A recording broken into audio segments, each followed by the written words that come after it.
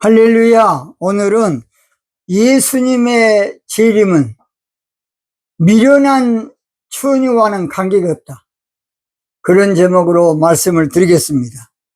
마태복음 25장 12절입니다. 대답하여 가로되 진실로 너희에게 이르노니 내가 너희를 알지 못하노라 하였느니라. 기름 준비를 하지 못하는 처녀, 성령 받지 못하는 미련한 처녀하고는 주님은 아무 관계가 없어. 나 알지 못한다. 그러니까 성령 받지 못하는 기름이 없는 그 미련한 처녀들하고는 주님의 재림이 아무 상관이 없어요. 성령 받는 것이 얼마나 중요합니까? 로마서 8장 9절에 예수의 영이 없는 사람은 예수의 사람이 아니다. 그리스도의 사람이 아니라는 것이에요. 그 신구 아닙니까? 무엇보다 중요한 건 신앙생활에 성령 받는 것이야. 근데 그동안 우리 장로교에서는 칼빈 선생에 의해서 내려왔기 때문에 칼빈은 부패한 카톨릭을 무너뜨리기 위해서 경건을 강조한 경건. 그러다 보니까 성령에 대한 것이 부족해요. 그래서 사실 옛날에는 성령에 대해서 가르치지 않았어요.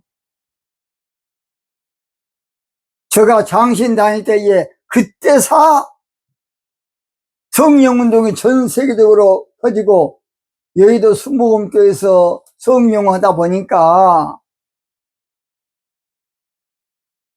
교수가 없었어. 그래가지고 박선희 목사님이 존 월드 오브라는 책하고 조영희 목사님 성령론을 써머려가지고 가르치더라고요. 자, 전번에 저는 예수님이 육체로 오신 것은 절대 아니라는 이유를 제가 말씀드렸고, 오늘은 예수님의 재림은 성령 강림이라는 이유 10가지를 말씀드립니다. 첫째, 예수님의 재림은 이른비와 늦은비 성령으로 강림하신다고 야고보서 5장 7절에 분명히 말씀했어요. 근데 나도 그동안에 그렇게 성경 많이 봐도 성령 강림은 성령 강림이고 예수님의 재림은 예수님의 재림 따로 알았기 때문에 이해를 못했어요. 그런데 깊이 기도한 중에 주님께서 야고보서 5장 7절을 봐라. 그러시어요. 그래? 거기서 한번 봐봤어. 읽어볼게요. 그러므로 형제들아, 주의 강림하시기까지 길이 참으라. 강림은 재림이나 똑같아요. 보라, 농부가 땅에서 나는 기이한 열매를 바라고, 기이한 열매는 알곡 신부를 말해. 이른 비와 늦은 비를 기다리다니. 이른 비와 늦은 비로 온다는 것이, 근데 우리가 눈이 딱 그것이 성경을 육조로 보다 보니까 눈이 가려진 거예요. 상상도 못했어. 두 번째입니다. 예수님의 재림은 보혜사로 와서 영원토록 함께 있겠다. 그래서 자, 요한복음 14장 16절. 내가 아버지께 구하겠으니 그가 또 다른 보혜사를 너에게 주사 영원토록 너희와 함께 있게 하시리니. 예수님의 재림은 다른 보혜사로 우리에게 오신다는 것이에요. 근데 우리 한국 옛날 전도관에서 잘못 가르친 거야. 보혜사가 한문으로 해서 스승사자니까 영적인 걸 가르치는 사람이 보혜사다. 그래가지고 한때 나 보혜사는 그런 엉터리가 몇 사람 있었어요. 그런데 그 목사님이 나중에 알고 나 보혜사가 잘못 가르쳤다. 저는 직접 만나서 이야기 드렸어요. 잘못 배웠으니까. 그래서 우리 한국에 보혜사가 많은 거야.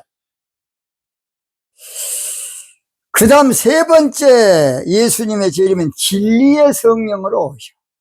뭘로? 진리의 성령으로. 요한복음 14장 17절입니다. 저는 진리의 영이라 세상은 능히 저를 받지 못하나니. 여기서 세상은 종교신앙이라는 것이에요. 영혼 문제하고 천국 문제하고 세상 문제, 이런 문제가 이 언어상 표현이 잘못돼 가지고 성경이 잘못된 것이 많이 있습니다. 원래 세상은 헬라어로 코스모스인데 코스모스는 질서란 말이에요. 그러나 세대라는 말은 세대, 이 악한 세대, 이 세대를 본받지 말라. 그 세대라는 말은 아이언으로 종교신앙을 말해요.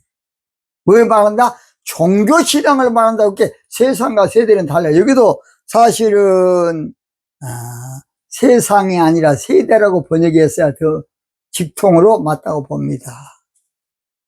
저를 보지 못하고 알지도 못함이라. 성령 못 받은 사람은 전혀 알지도 못해. 그러나 너희는 저를 아나니 이는 너희와 함께 거하시며 또 너희 속에 계시겠습니다. 예수님의 진리의 성령으로 오셔서 우리 속에 계신다는 것이에요. 육으로 오면 어떻게 내 속에 들어오겠습니까? 참으로 안타까워요. 네 번째, 예수님의 재림은 조금 있으면 오겠다는 약속이에요. 요한복음 14장 19절에 보면 조금 있으면 세상은 다시 나를 보지 못할 터이로되, 여기도 세상은 종교 세상을 말해요. 그런데 그것을 정확히 좀 번역한 사람들이 영적으로 했어야 맞는데, 세상 나라가 그리스도의 나라가 아니라 계시록에 나오지 않습니까? 그 세상 나라도 종교 세상 나라예요. 그리스도 나라는 신부 신앙의 나라를 말합니다. 다니엘서 2장 44절에 나오지요. 그 조금 있으면 주님 오신다. 근데 2000년 동안 아는 걸로 알고 있어요. 그래서 그동안에 모든 사람들이 그렇게 배워왔기 때문에 예수님이 조금 있으면 온다 그래도 왜 이렇게 늦게 오시지? 이것이 얼마나 안타까운 일입니까? 그래서 오늘 저희들은 예수님의 재림에 대한 이렇게 복잡하게 된 것을 첩경을 평탁해야 돼. 그래야 예수님의 재림을 성령으로 오시는구나. 일인비 성령은 오순절날 마가다락방에서 120문도에게 내려서 에클레시아 교회 신앙을 탄생시켜서 지금 전 세계적으로 파종은 많이 됐습니다. 근데 교회 신앙에 제가 그랬죠. 다른 건 다 좋은데 신부를 못 만들어. 종교인만 만들어. 왜냐? 신부에 대한 비밀을 모르니까 그래요. 예수님이 신부 찾으러 오시는데. 그래서 늦은비 성령으로 알곡 신부 만들기 위해서 나팔절에 늦은비 성령으로 우리 가운데 임하심으로 알곡 신부 만드는 것이에요. 그러니까 성경에 대한 거의 예수님의 재림은 늦은비 성령에 원래는 포인트가 맞춰져 있어요. 일인비 성령은 파종하는 성령이에요, 역사고. 그래서 이방인 숫자 채우는 게 목적이야. 그래서 오늘 저희들은 예수님의 재림은 조금 있으면 오겠다는 것이에요. 예수님은 죽기 전에 나를 볼 자들도 있다고 예수님이 그렇게 말씀하지 않았습니까? 죽기 전에, 너희들이 죽기 전에. 그래서 오순절날 그들은 파종의 일인비 성령을 받은 거예요.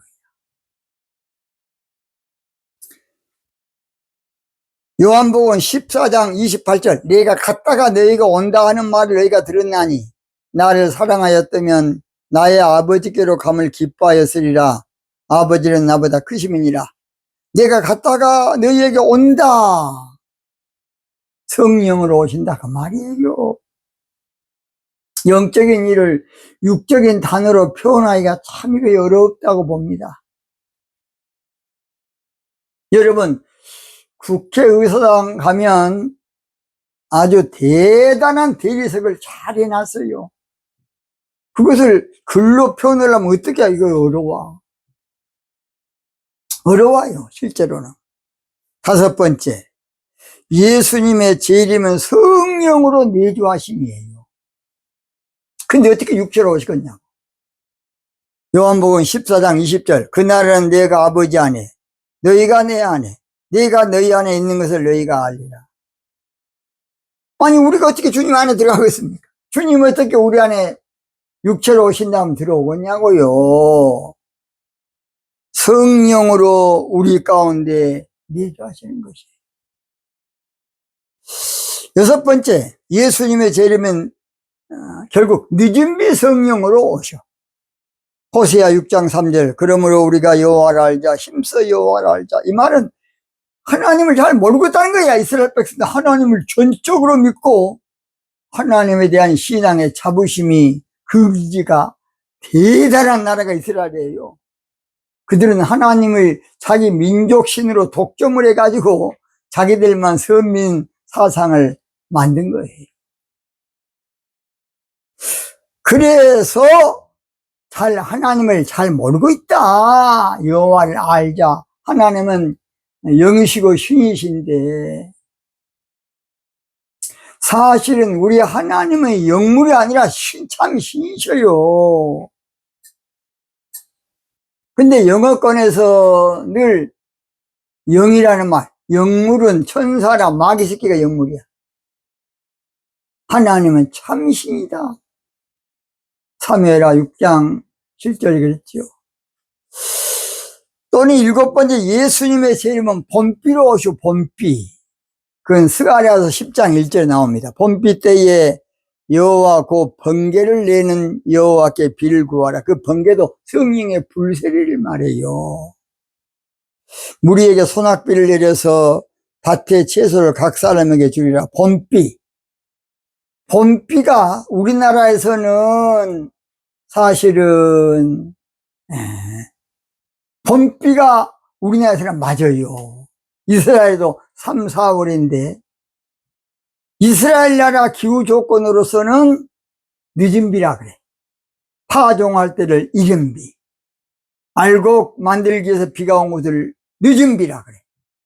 그래서 봄비가 바로 늦은 비 성령이에요.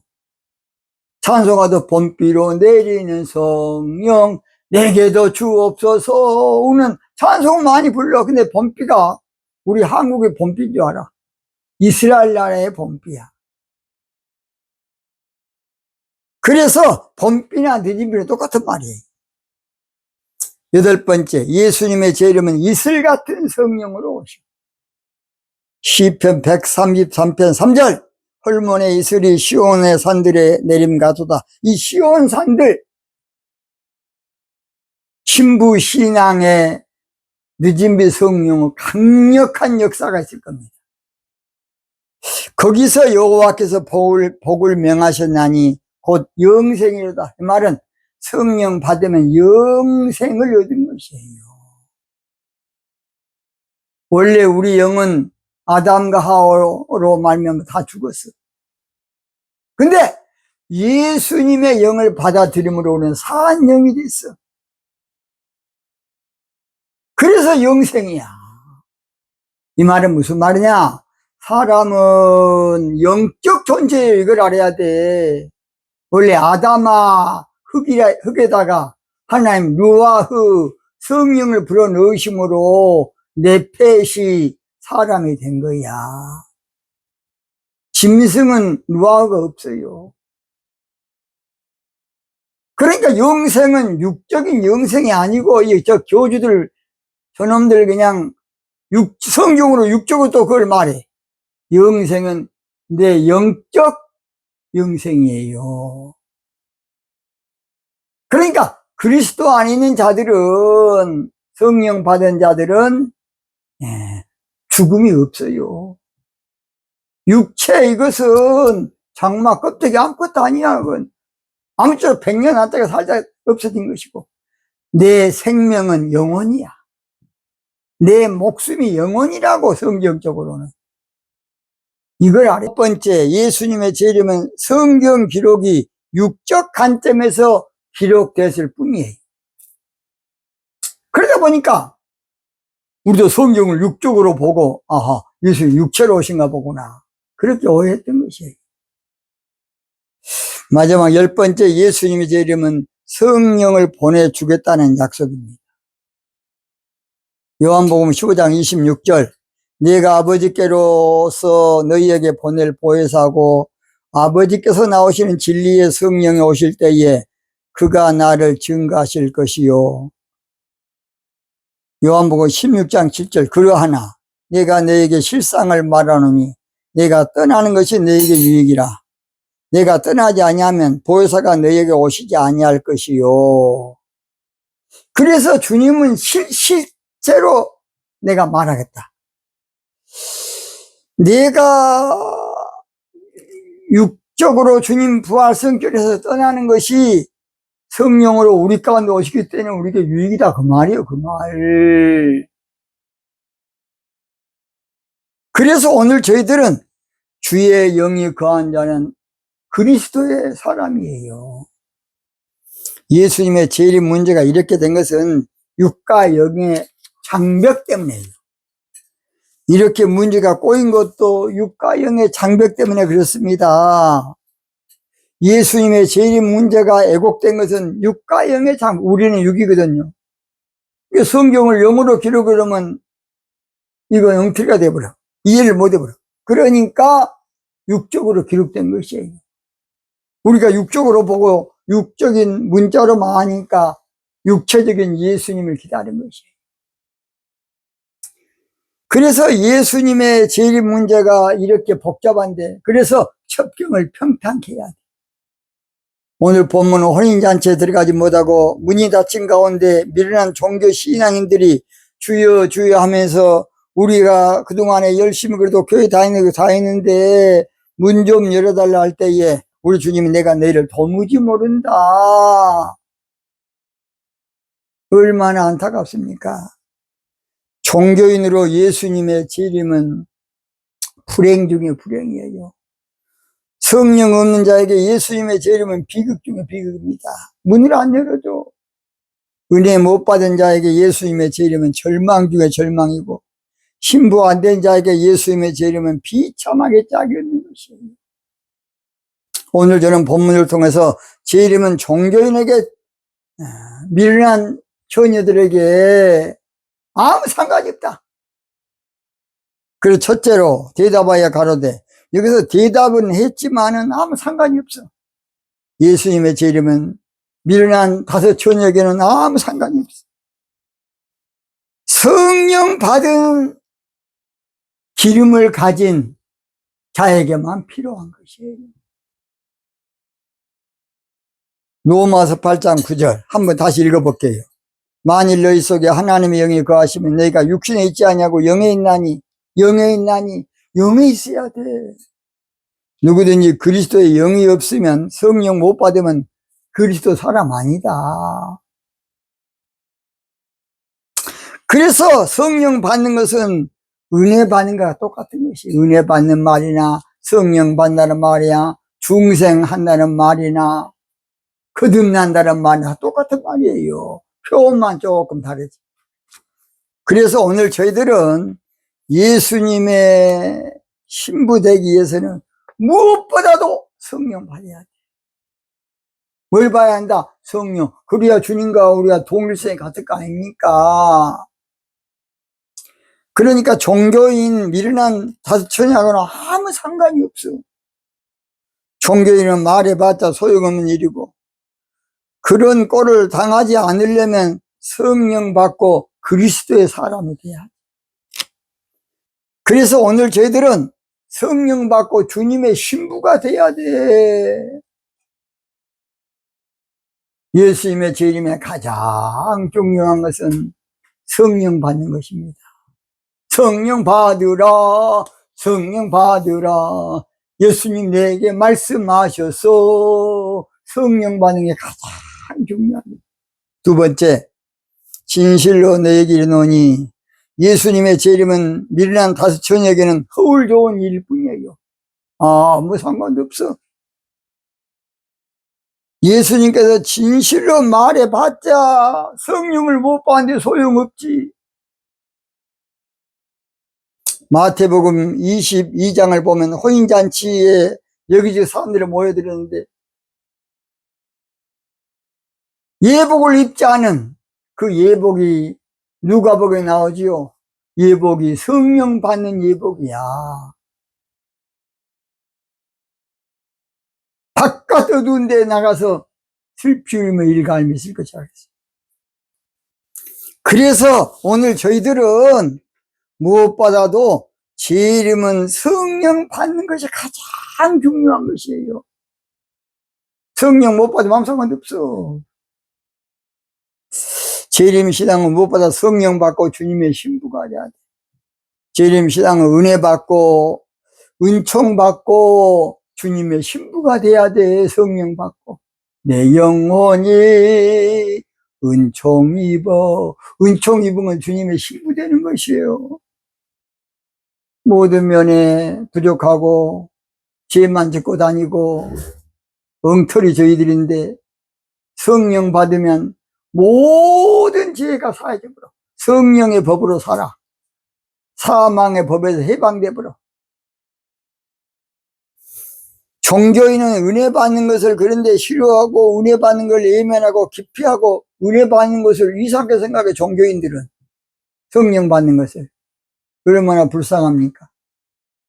니고데모처럼 이스라엘 선생이고 유대인의 관원이고 대단해도 거듭나지 않은 성령 받지 못한 사람은 천국 가는 건 놔두고 보도 못한다.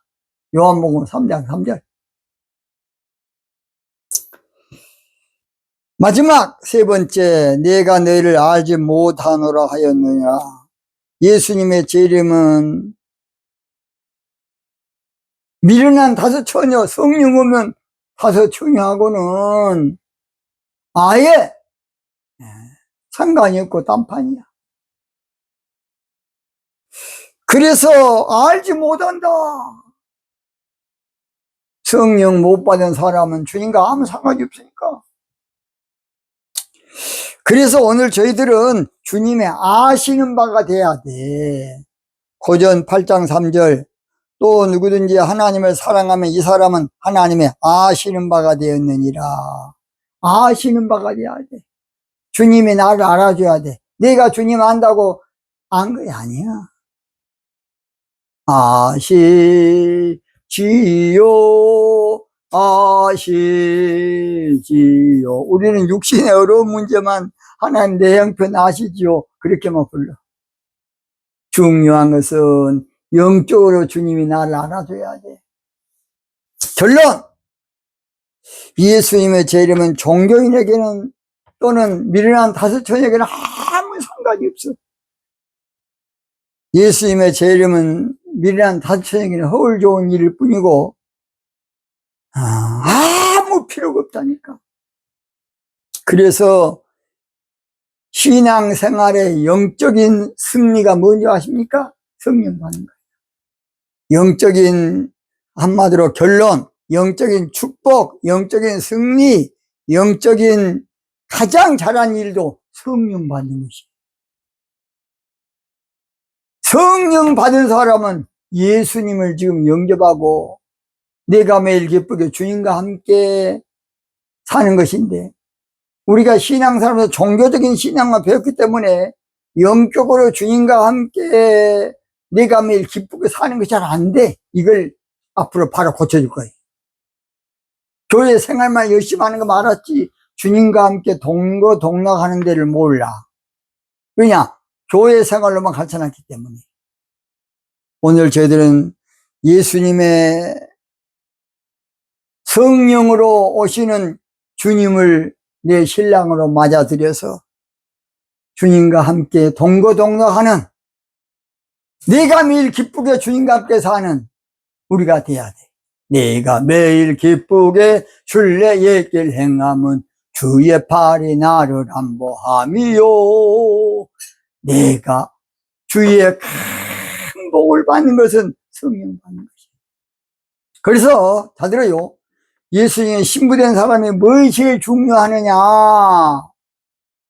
성령의 인도하심을 받고 살아야 돼. 내 마음대로 사는 거 아니고. 그 다음 성령의 감동을 중요시해야 돼. 무엇을? 성령의 감동을. 앞으로 성령에 대한 것은 더 많이 하겠으며 오늘 여기서 마치겠습니다.